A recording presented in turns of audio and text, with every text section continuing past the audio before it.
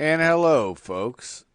First, I have to make an addendum on something that happened, it would have been a couple days back. Little known to me that OBS has a finite amount of space that you can do shows on. Now, this is my 100th show, although in actuality it's my 102nd show. And for that, um, it would have been with John Carmen, Secret Service agent and customs agent. Great guy. We did an awesome show, but we will be doing it hopefully today. But because that show didn't even get recorded by OBS, I have an even better person I'm bringing on for this show and my 100th show. Okay, even though we all know what the theater of the mind, folks.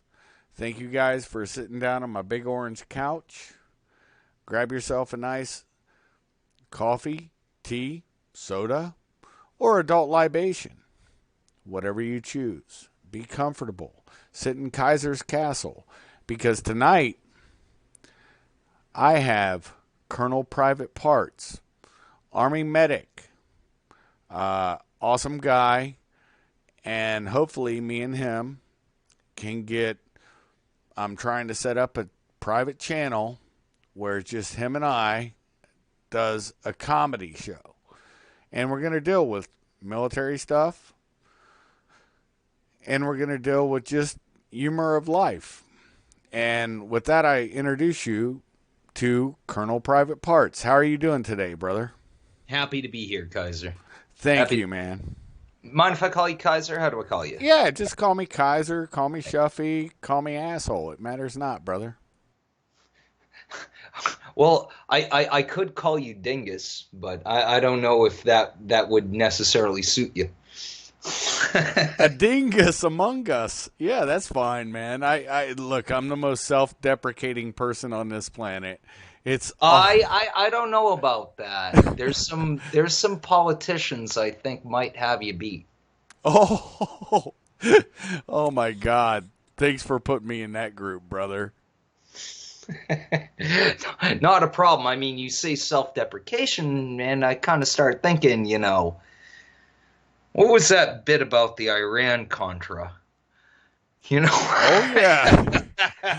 Much humor has abounded on that. I've broached that subject to the nth degree.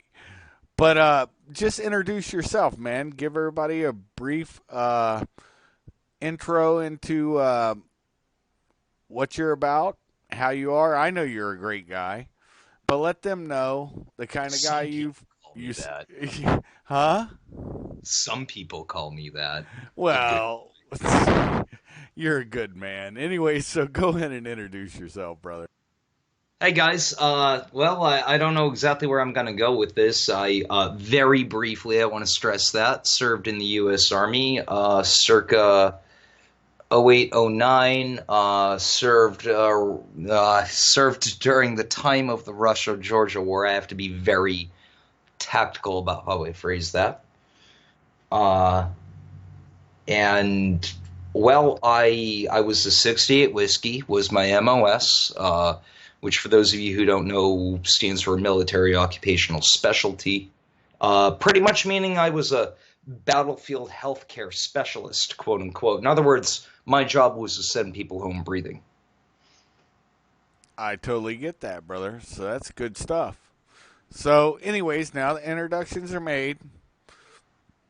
Let's get on with it, shall we, as David Letterman used to say. Some of the funny... So you were an Army cop, though, Kaiser, right? Sorry to interrupt you. Yeah, I was an Army... That's pretty cool, man. I was an Army 95 Bravo. Now it's called a 31 Bravo. Yep. Um, I was a 5811 in the Marine Corps. And then I went on to a couple federal agencies, and I'm a contractor now. But everybody on my page knows my backstory, trust me. So Uh, when you like go to from one branch to another, obviously the new training is more rigorous as a result of you having been in a previous, prior service. oh, dude, it was hilarious. I'm glad you brought that up. I love my old unit, and I love the people I served with. You'll never hear me talk shit about any of them. Anybody I've served with, honestly. But in the Marine Corps, it's a unique organization. It is Marine World, and so there were 6 of us Army dogs, and that's what they would call you, as an Army dog. It's not until you made your second enlistment that they would actually stop calling you Army dog. And 2 of them had made second enlistments. But they would always say that, Army military police training was better than we were getting trained at that time because of PX Kelly, who was our commandant before Al Gray. But he's the one who actually instituted the Marine Corps has to be more professional. So he put us in an Air Force academy for law enforcement, which we had to actually supplement with a combat um, portion that was Marine run. And so you lost a lot of the reality of military police combat duties. But then the 6 of us, fortunately, MP Company, First FSG, best company on the planet, we actually knew um, more realistically of what a route reconnaissance, different missions military police do. I mean, we had a NCO.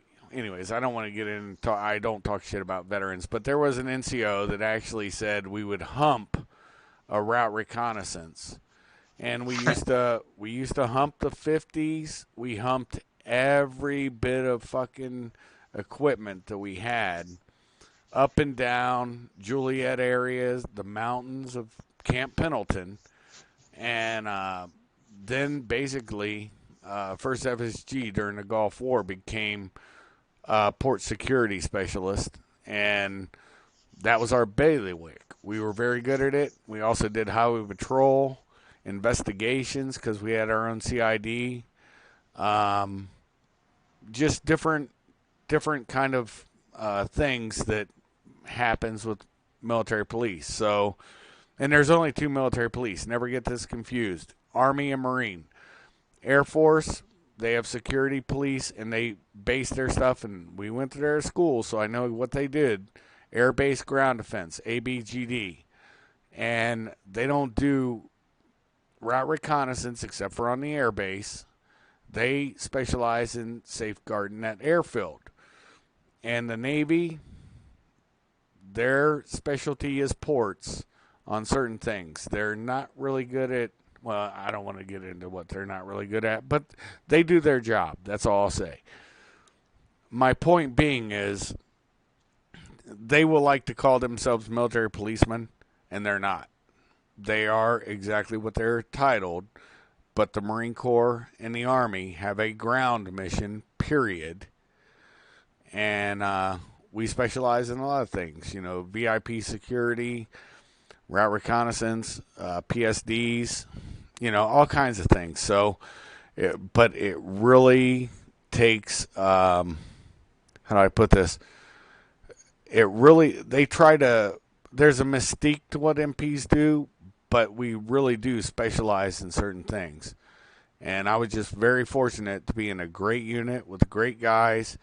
And honestly, First FSG, we were like jack of all trades, master of none, but we knew how to do our jobs, and it's kept me alive since then. So, your thoughts?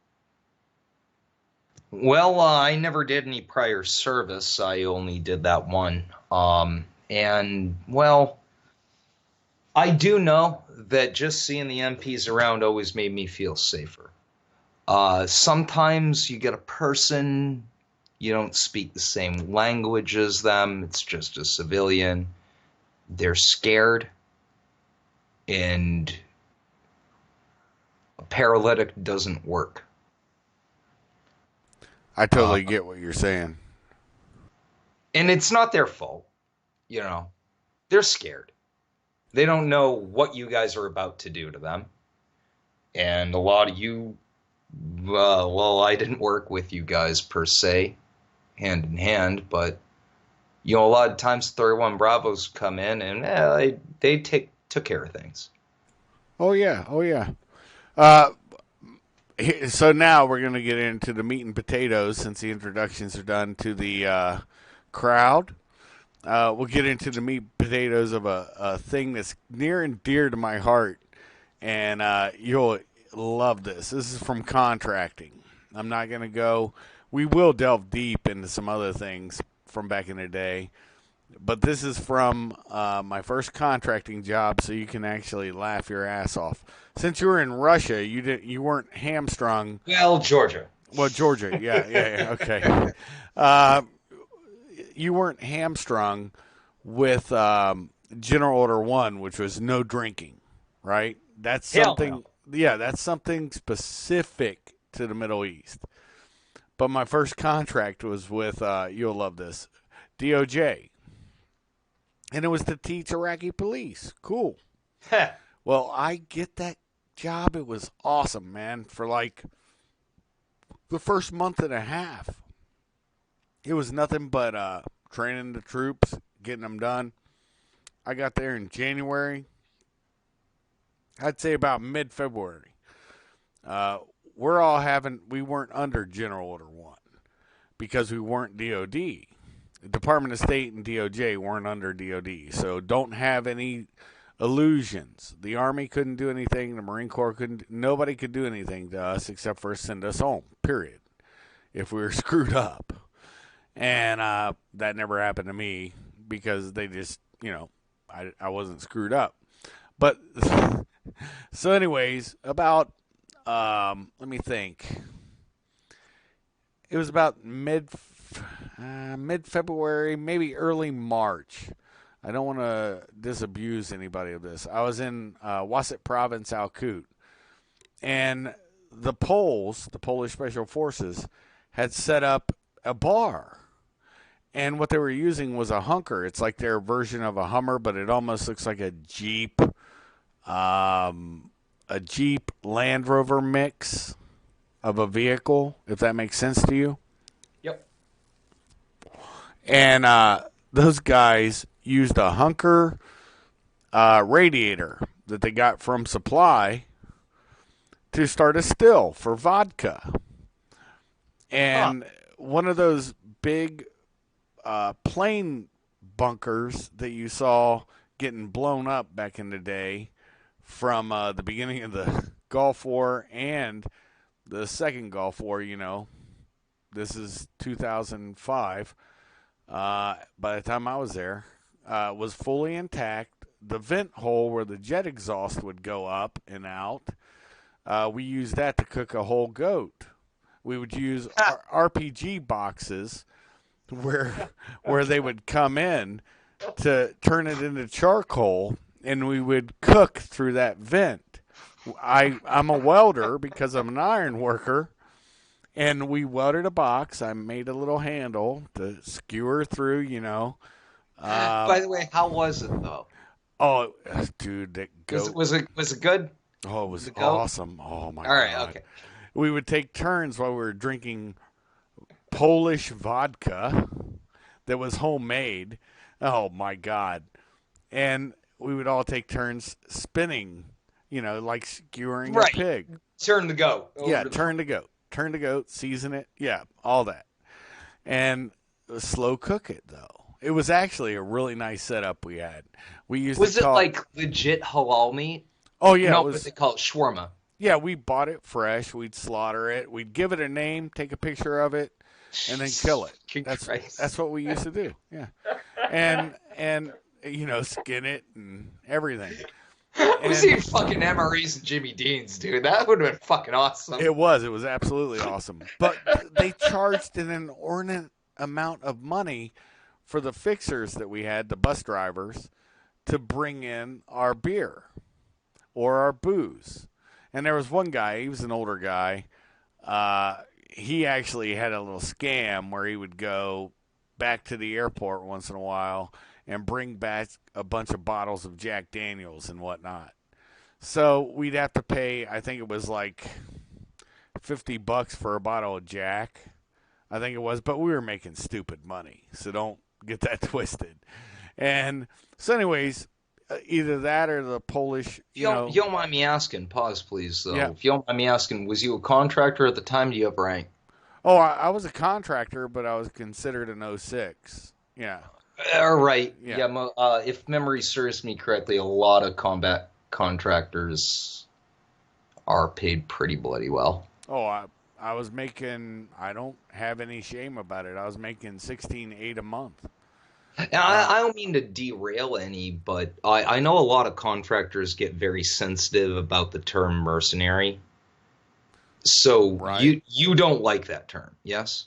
No, I'm a professional soldier. I don't care. I've done that kind of work. Look, there's a delineation on my Do you think there page. would really be a difference between a combat contractor and a mercenary? And Yes, if there so, is. what would be the difference? I've spoke on that before. Check Oh, my see, I channel must have out. missed it. Me and Baz have talked about it. It's a long process, but basically, a mercenary works for a foreign nation, and he gets paid. Well, however they get paid. That's all I'll say. A contractor works for his own nation, and he gets paid how he gets paid. He also, you have to look at the laws of land warfare. Anyways, I've gone in depth on my channel, so everybody who's on my channel knows the difference. Me and Baz are going to finalize our fourth episode on the difference between a contractor and mercenary. Okay, I'm so definitely going to have to check out that series. And anyone listening, I would recommend that too. oh yeah, brother, that's all good. Like I said, so let me jump back to that what we were talking about. So cooking the meat, you get really comfortable with the indige, and most of them are decent dudes. Honestly, I'm not lying to you a bit,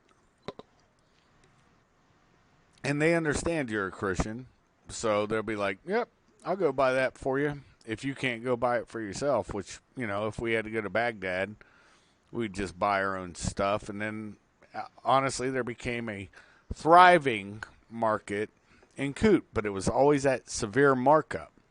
So So, Christians are more tolerated in Baghdad? no, they were more tolerated in Al Qut. Al Qut's a unique place. It was Shia land.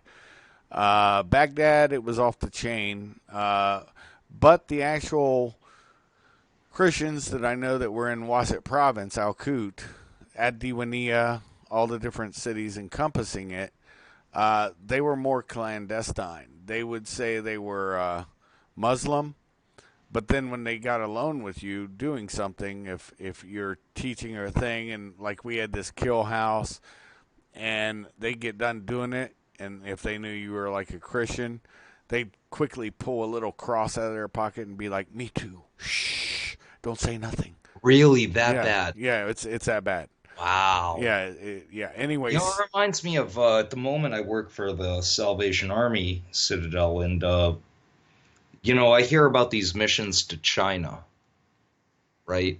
right.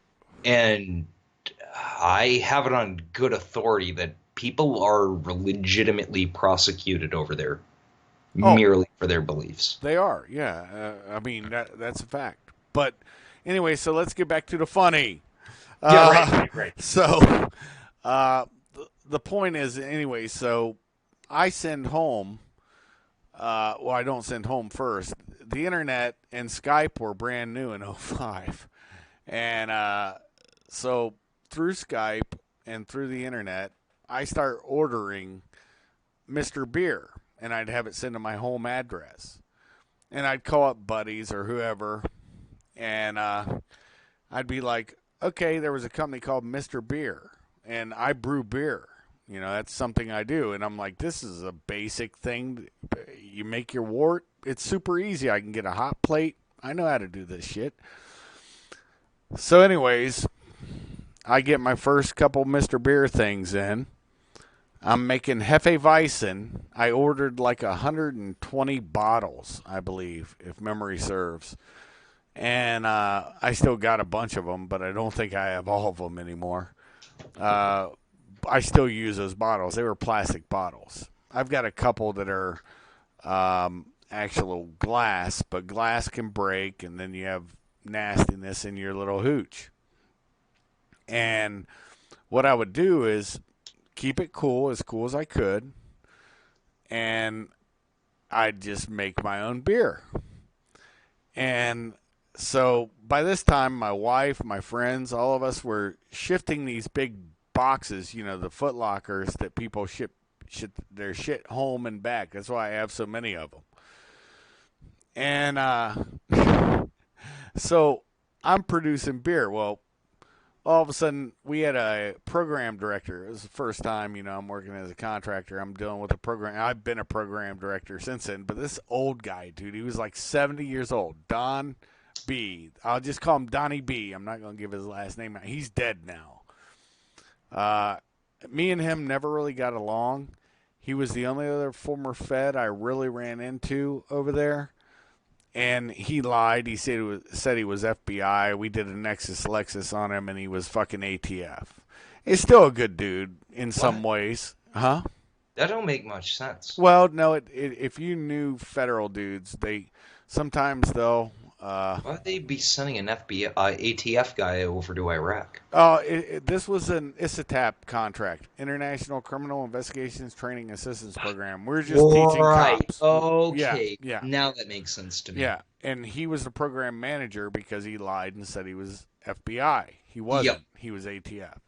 And at that time, the ATF was, I think, either just or hadn't yet become a part of DOJ. I can't remember. I could be wrong on that. But it was either DOJ brand new or was still with Treasury. I can't remember, so don't hold me to it. You guys look it up. Anything I look up is just going to lie to me, but Well, no, if you look that up, it'll tell you the date ATF went to DOJ, period. So, point being, it was when, I think it was already DOJ actually, but they were still being taught at FLETC, so a federal law enforcement training center. Anywho, so the point being is, Donnie B was like, why are you getting all these boxes in all the time? And what's going on? Now, my wife's sending me in, like, clothing, different items I'd have shipped home. And honestly, customs really didn't have their game stepped up. Military customs didn't in '05 in Iraq. And it was just so busy. But it took you, like, a month to get your first package. And so I get my MrBeer stuff, and I start producing beer. So now we have beer, Polish vodka. The Poles also loved to make, they would take potatoes and grind them with a mortar and pestle. I bullshit you not. whoa. Yeah, That's old school. it was old school. And Which, for those of you who don't know, is literally a bowl with a stick. yes, I shit you not. That's a mortar. That's what when my side story. By the way, I'm sorry to interrupt you, Yep. but my father was a pharmacist, and he got his bachelor's degree at Boston College in 1973. Now, years later, they increased the standard to be a pharmacist to a doctorate. So he was an honorary doctor. He never actually got his doctorate. right. But during this time, he had registered in the state of New Hampshire as an apothecary. So he actually made drugs with an alembic, a mortar and pestle, Yep.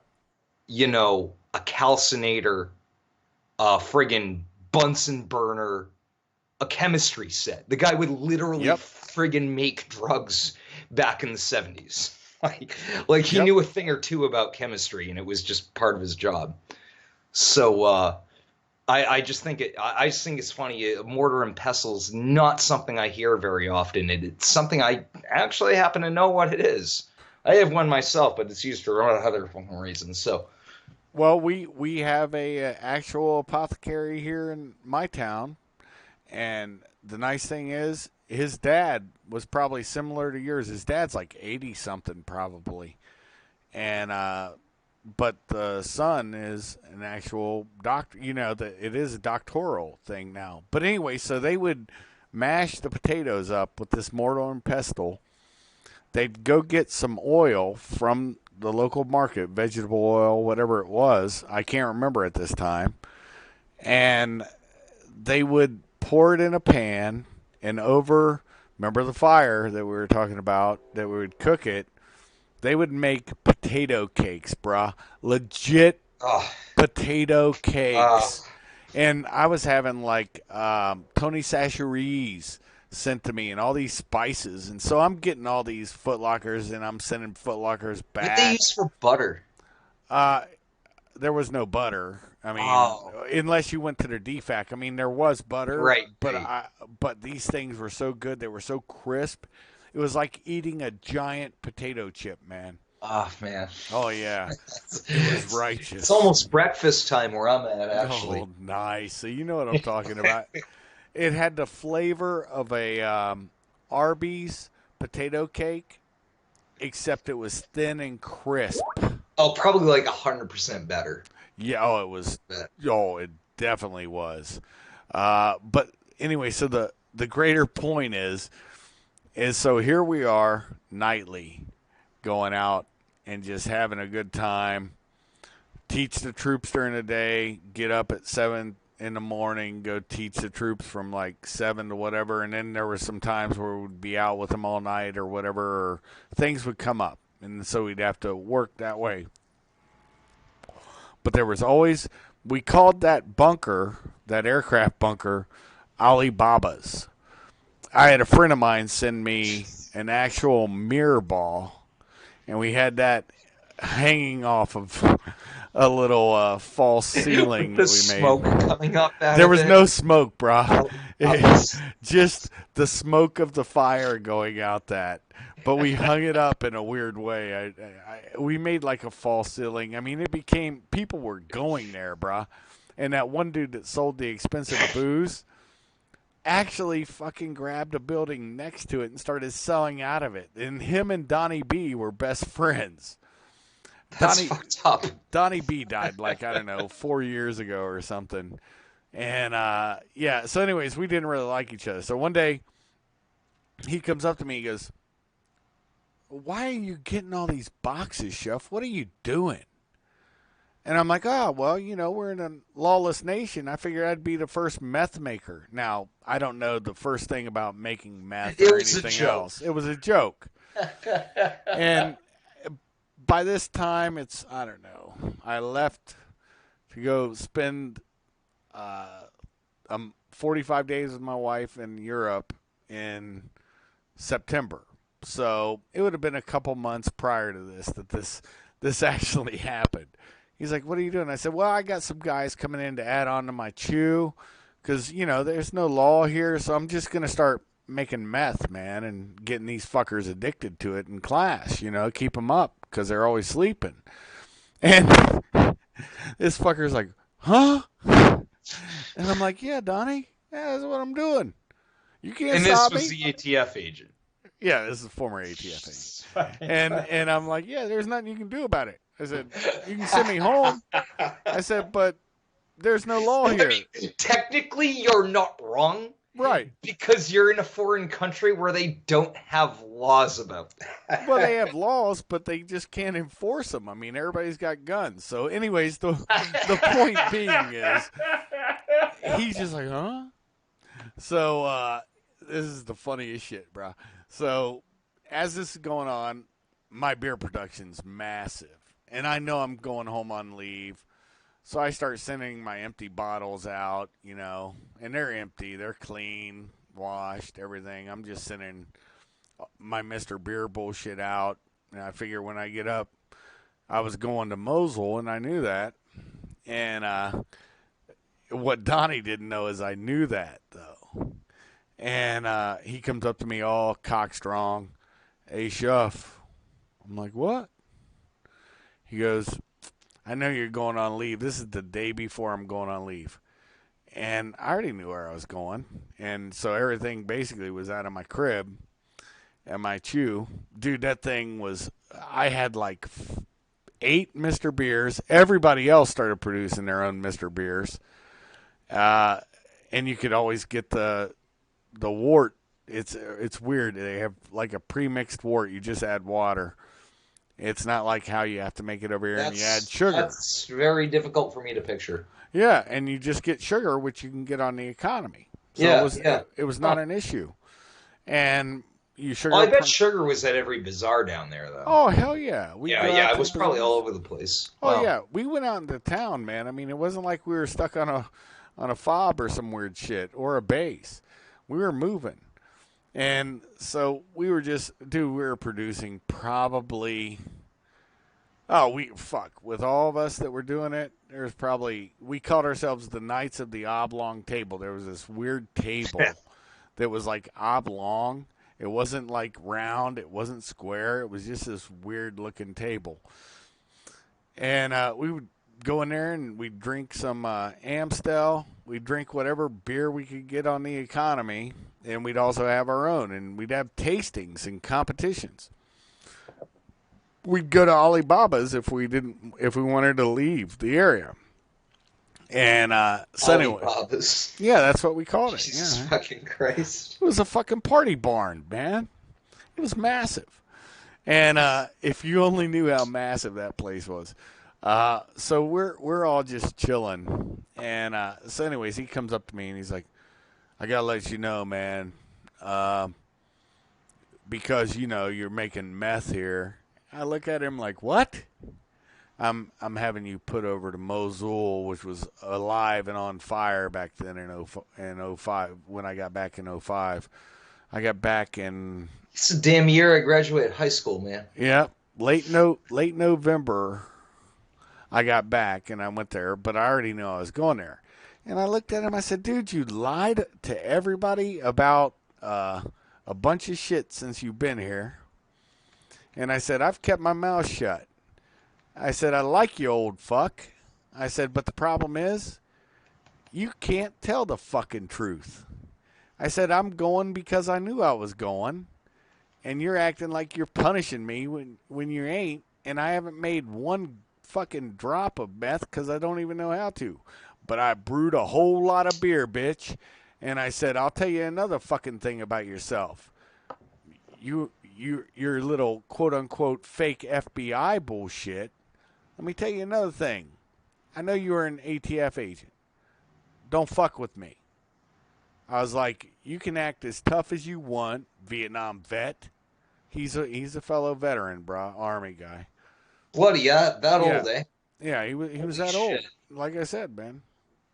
And I said, "You can tell all the lies you want to everybody else, but everybody already knows. We Well, this guy Nexus. must be in his 80s now. Oh, he's dead. 70s, maybe. He died. He died Oh, he's just. 4 years ago. Yeah, he died 4 years Rest in ago. peace. Yep. But I'm just telling a story because, you know, I fronted him out. And I'm like, we all Nexus Lexus your ass. So I get back from leave. You'll love this. I get back from leave, going to Mosul, and I see him in Baghdad. And I'm like, "What's going on?" He goes, "Oh, I pulled the pin. I have to go home. You know, I've been here." And I'm like, "Dude, you haven't even made it a year yet." And he's like, "Yeah, I'm done." And then his friend, who I know his friend actually is a neighbor of mine now. He's a good guy too. I won't talk shit about either of them. Actually, I'm talking a little shit about Don just because it was funny. And he's like, "I'm leaving," and the other guy's Well, like, I want to say that's a little different. "Yeah." The other guy's like, "I'm leaving too," you know, because Don's leaving, and he's like a dad to me, and I'm like, "Yeah, I know."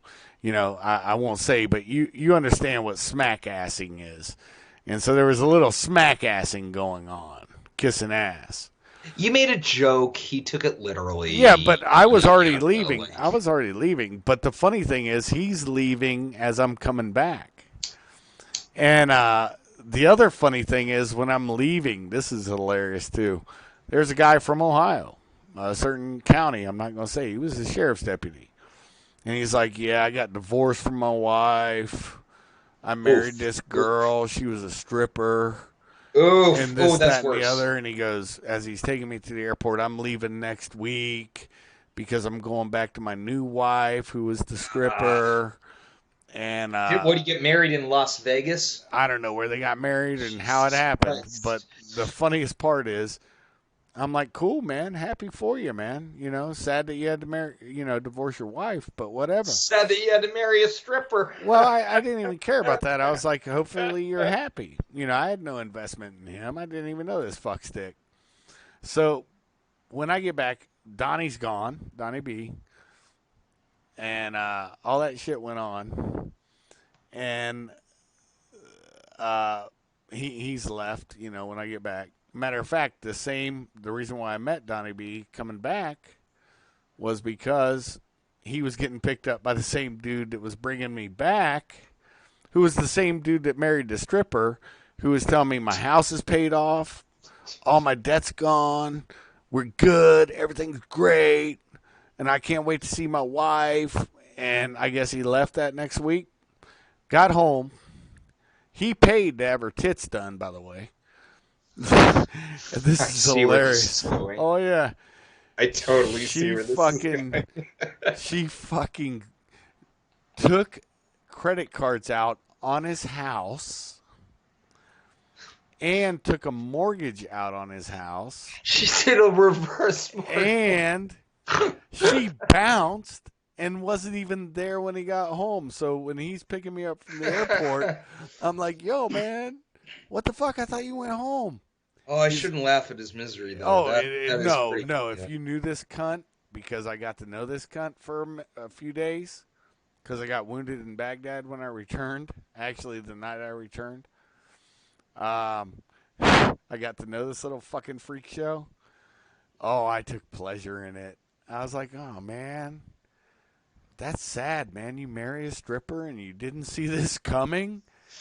And he's not only was his house fucking remortgaged, and he had to come over and risk another year of his ass without being debt free like I was at that point. I looked at him and I was like, oh man, you're $78,000 in debt above your house? He's like, yeah, man. I said, dude, cry into somebody else's fucking cereal bowl.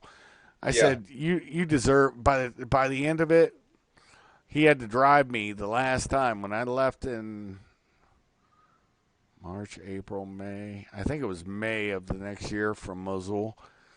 I was like, cry me a river, bitch. I said, you've got a sour ass attitude, but you made it this way. And that's the point of my channel now on this one, is not the humor, but the point of my channel now is about men becoming better men. And we can do that stuff on the other channel. Not for nothing, but there's an awful lot of need for that here in the Union right now. I agree, brother. I agree. It's an And awful lot of, how do I say, demasculated men. mm-hmm. You're exactly correct, brother. You're exactly correct. But the good part is, folks, we've just done a test stream. I'm going to upload it. It's a short one. He's got to go to bed. What time is it? 4:49 in the morning. Yep. And Oh, shoot. yeah, I'm not even sleeping. well, This is semi-normal for me, actually, not just plain not sleeping every other day at this point. But well, I love you, brother, and oh yeah, you too, brother, because of man. that, You know, I mean no disrespect. I'm sorry no, about that. there's no disrespect. No, stop that. I enjoy this shit. We've had a good time, and I think the people will have enjoyed it. No, And I meant my remark about the time. I also made a. It wasn't. I realized it could have been misconstrued when you were talking about the potato pancakes, and I was like, dude, it's almost breakfast time. I'm thinking about it, you know, but it wasn't. I of wasn't like, course, trying to passive aggressively call attention to the time. I was just thinking about them potato pancakes. You know no, what of I mean? course, brother. No, we're good. No, look, here's the one rule on any show I ever go on, including my own. Say what the fuck you want. I don't care how you say it. Make it entertaining, and that's all that matters to me. And There's a few things that you and I have agreed ahead of time that we'll discuss in another medium, but not here. Right, right. I mean, for example, I have mad shout out on that note to fuck you, Dustin Pierce, but I love you, Vinny from Brooklyn, and I love you, Jaffe Ryder. I just want to give a shout out to those two guys I love. I fucking hate you, Dustin Pierce, but fuck yeah, Jaffe Ryder, and fuck yeah, Vinny from Brooklyn. You guys are friggin' awesome. Don't 100% agree with a lot of what y'all say, but there's also an awful lot that, well, we're in the same circle for a good reason. And that's There all you I'm going to go. say about that. There you go. You're exactly right, and I agree with you 100% on everything you just said. What I will Oh, also by the way, say, one more thing before you continue. Fuck Dustin Pierce. I'm sorry. yeah, that'll be the last I'm not time. sorry. I know. Don't be sorry, but that'll be the last time on that one. All He right. is a bag of shit. I agree with you. But here's the point. And nobody knows him on my channel because nor should they. He is Bizarro World. So, anyways, All right. Fair enough. with that being said, uh, the interesting thing that I want to say is, with full agreement with him, I want to pimp out a couple places for you guys. You've heard me on these places, and if you haven't, look it up when Kaiser's there. I've been on SHR Media. I pimp them all the time with BZ and with Big Sarge on Big Sarge Media, which is becoming Mojo 50 Media. And I'm always in the chat on Thursdays, sometimes on Sundays, on Alternative Current Radio, which is their own little channel. Jay Dyer does live stream it, but you always find me in the chat hanging out with Spore, Hesher, Randy J. It doesn't matter who's there. I'm there in the chat with everybody, and we're talking. And same with SHR Media. And last but not least, I really want to thank Jaffe Ryder and WPRPN, World Pirate Radio Podcast Network. I am sometimes on his news channel, which is World Pirate Radio News. That's on YouTube. He's going on D Live. You can find me on YouTube, D Live, always under Sword.9. The new channel, I will tell you what it is when we create it. Well, I create it, and it will be with me and Colonel Privateparts. You've just met him, and we're creating a whole new channel for humor, or at least funny war stories that you guys might enjoy. With that being said, thank you all for stopping by Kaiser's Castle today. It's been an enjoyable time, and I thank you guys, and I hope you all had a blessed day and a good morning. Shuff out.